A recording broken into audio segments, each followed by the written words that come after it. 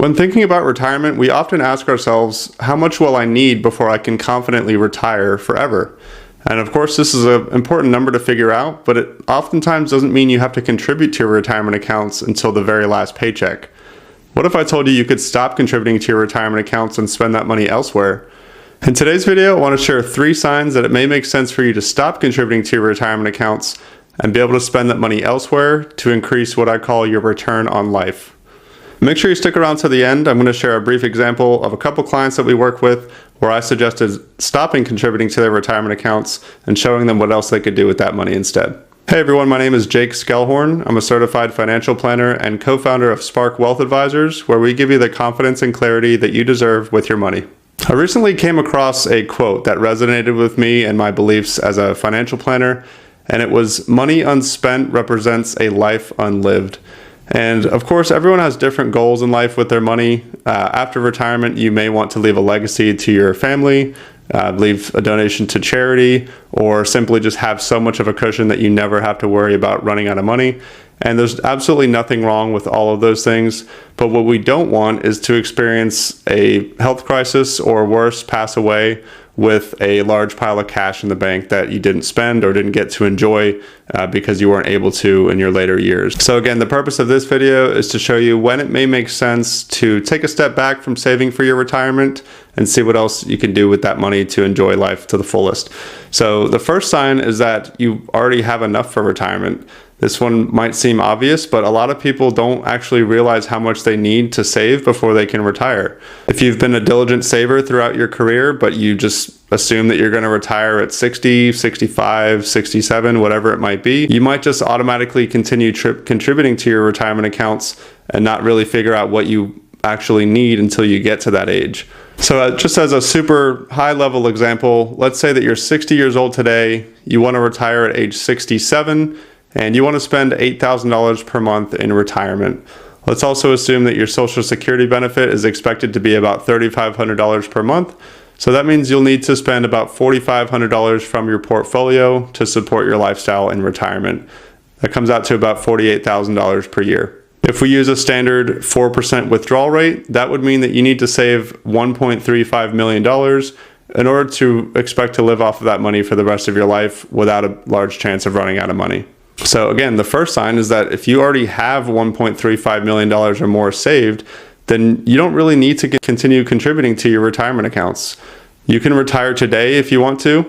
So think about this as buying back your time. So instead of working until 67 like your original plan, you could technically retire today.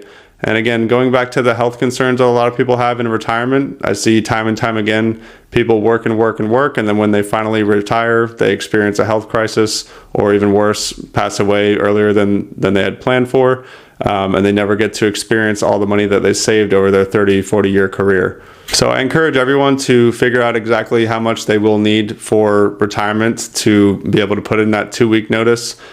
In this example, think of this as yourself. What could you do with another 7 years if you were able to retire at 60 instead of 67? Think about all the extra family time that you could have, extra travel experiences you could have, and just the overall less stress that you could have over that 7 years if you do have a stressful job. So again, think of this option as buying back your time. If you already have enough saved for retirement, you obviously don't need to continue contributing just to see a bigger number in your retirement account. And by the way, I do plan to do another video on calculating your quote-unquote retirement number in more detail. Again, this is a very high-level example that we just went over, but make sure you subscribe so you can get notified when I make that video. The second sign that you may be able to stop contributing to your retirement accounts is that you're already on track to meet that number by the time you hit retirement age.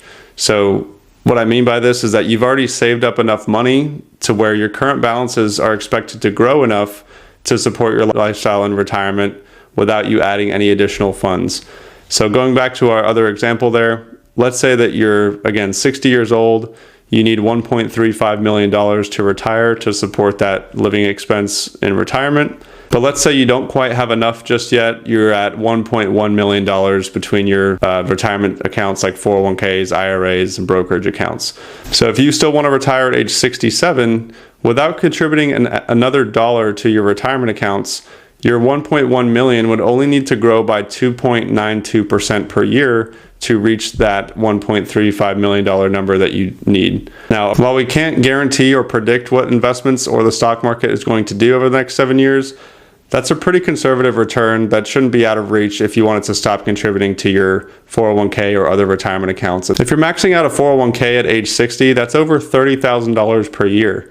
Just think about what you could spend that money on to bring you more joy than just a bigger number in your retirement account. Maybe you want to go on more trips before you retire, buy a new vehicle, donate to charity, or just even buy an elaborate gift for a family member or a friend. Again, the point here is to think about what you could spend that money on that would bring you more happiness than just seeing your retirement accounts grow by a little bit more if you already are on track for retirement. And the hidden benefit of this scenario is that you gradually get to shift from a saving mindset to a spending mindset that so many people struggle with when they retire. So while you're still working, you can get used to spending more money and understanding that that's okay. You've saved enough and now it's your time to enjoy the fruits of your labor. The third sign that you may be able to stop contributing to your retirement accounts is that you're missing out on life experiences in the pursuit of just a larger nest egg for retirement. So saving for retirement, of course, is extremely important, don't get me wrong, but there sometimes comes a point where you're compromising your quality of life today because you're so obsessed with saving for retirement later on. Just like we mentioned in the first sign, a lot of people don't actually know what they need for retirement, so they sometimes make up an arbitrary number in their head that they shoot for, whether it be $750,000, $1 million, $3 million, whatever it might be. You might tell yourself, oh, I'll retire once I hit $1 million, and then you get there, and then you say, oh no, I want to retire when I reach $2 million, and the goalpost keeps moving. So again, it comes back to spending more money today if you have enough, as opposed to just constantly saving more to reach an arbitrary milestone that you've made up.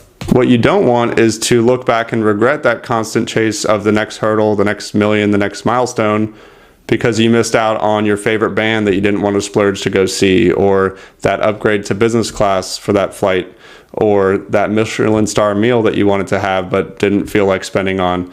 So whatever it might be, you definitely just want to keep in mind you don't want to look back and regret missing out on experiences in the pursuit of a bigger nest egg in retirement. The common theme here is obviously that after decades of investing and saving for retirement, we often get in such a groove that we never take a step back to think about what else we could be spending that money on after we've saved enough for retirement. Now let's take a look at a financial plan with clients of ours where I suggested cutting back on their retirement savings so they could spend money on other things that make them happy that I picked up on throughout our conversations. All right, so here we have Katie and Kevin, our clients that we work with. We recently did another video with them. If you missed that, I'll put that on the screen now where we compare different withdrawal strategies for their retirement to show the taxes saved.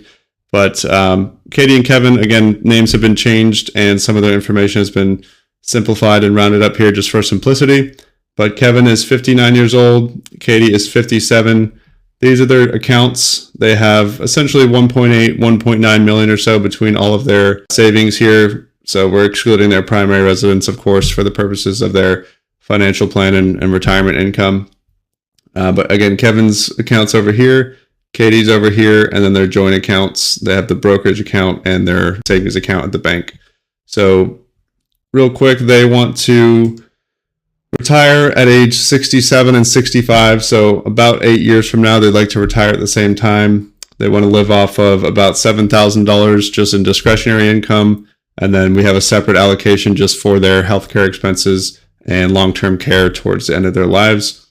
We've included 2 separate goals here that will show how we can incorporate that into their plan. But Kevin is a car guy. He wants to be able to buy a new car for when he retires. And Katie loves to travel, so they would love to see what they can afford to spend in retirement on travel as a separate budget. So that's a little bit on them.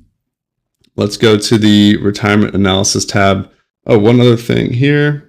They're currently saving. These are their current incomes. Kevin's 170, Katie's at 110. And they're currently saving in their 401ks. So again, we're showing how they can afford to turn that off and spend the money elsewhere. So Kevin's contributing 10%, which is $17,000 per year. Katie's at 15%, which works out to about $16,000 or so. They're also putting money in a savings account. But we'll take a look at their current retirement analysis. If you're not familiar, this is a Monte Carlo analysis, which takes all of their current numbers, so their current balances in their investment accounts, their investment allocations and expected returns. It factors in inflation, Social Security, all that. And this is projecting out for the rest of their lives. What is the likelihood that they can afford to spend that $7,000 per month, again, separate budget for healthcare expenses? And what this is saying is 88% of those 1,000 scenarios, they do not run out of money. So if they don't make any changes to their expenses or their investments or their retirement age, in 12% of scenarios, they will run out of money. So what this means and how I like to frame it is that there's a 12% chance that we will need to make an adjustment at some point. Obviously, we're not just going to let the ship sink if we can see that it's coming. So this just means that there's a small chance that we'll have to make some adjustments along the way. So that's just a little bit of background on a Monte Carlo analysis. But here's where we can see some of the changes that we can implement for them. So by the way, 88% is a very strong number. This is a very high likelihood that they can reach their retirement goals with the current outcomes. But like we said, the point of this was to go back to Kevin and Katie and say, look, you guys are contributing a lot to your retirement accounts. You've done a great job saving up so far in this point in your careers. If you're not really ready to retire yet, you enjoy your work, you're not in a rush to just quit. You guys can really afford to kind of cut back on the retirement savings and put it towards those other goals that you had. So we'll just take a look to see what the effect is if we completely turn off their 401k contributions here. So this is Kevin's, this is Katie's. If we completely turn those off, and again, that's over $33,000 or so per year that they're putting into those. And instead, if Kevin wants to spend, let's say he wants to spend $60,000 on a nice vehicle, that'll be next year before he even retires. And then we also changed Katie's vacation goal is to travel. This is once per year, so between now and retirement, to see how much more they can afford to spend on travel. So again, if we just incorporate those numbers, you can see that it has a small effect on their probability of success, but this is still a very strong number. Anytime this starts to dip below 75, 70%, we start to suggest some changes and cutting back on spending, things like that. But, they can really afford to stop putting money in those retirement accounts, spend more money now, go on that lavish vacation once a year, or maybe even cut this into 2 vacations.